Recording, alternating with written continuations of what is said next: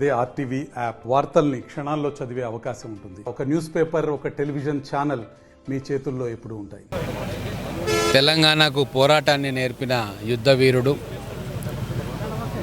సర్దార్ సర్వాయి పాపన్న గారి 315వ వర్ధంతి ఈరోజు ఇక్కడ మహబూబ్ నగర్ పట్టణంలో వారి విగ్రహానికి నివాళులు అర్పించి పూలమాల వేసి వారు చేసిన సేవలను మరొకసారి గుర్తుంచుకున్నాం. ప్రభుత్వం తరఫున అధికారికంగా ఈ కార్యక్రమాన్ని నిర్వహించుకుంటా ఉన్నాం. మొఘల్ సామ్రాజ్యాన్ని ధిక్కరించి సామాన్యుడు కూడా చక్రవర్తి కావచ్చు, సంకల్ప బలం ఉంటే ప్రజలను సమీకరిస్తే అని చెప్పి దాని అక్షరాల నిజం చేసిన గొప్ప నాయకుడు సర్దార్ సర్వాయి పాపన్న. ఆ రోజు గోల్కొండ కోటను ఆక్రమించుకొని 7 నెలల పాటు పరిపాలన చేయడమే కాకుండా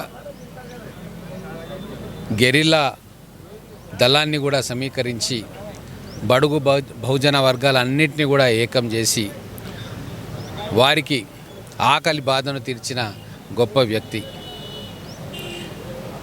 అక్కడ రాబిన్ హుడ్ గురించి గొప్పగా చరిత్రకారులు చెప్తారు, కానీ అంతకంటే గొప్ప వీరుడు మన సర్దార్ సర్వాయి పాపన్న గారు.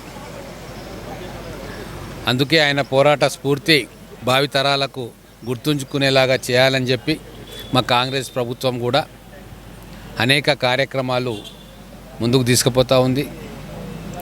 వారు జన్మించిన స్థలం, వారు రాజ్యమేలిన ప్రాంతాన్ని కూడా ఒక పర్యాటక కేంద్రంగా తయారు చేయాలి, మన పిల్లలకి వారి జీవితం ఒక స్ఫూర్తి కావాలి అని చెప్పి రాష్ట్ర ప్రభుత్వం అనేక కార్యక్రమాలను తీసుకోబోతూ ఉంది.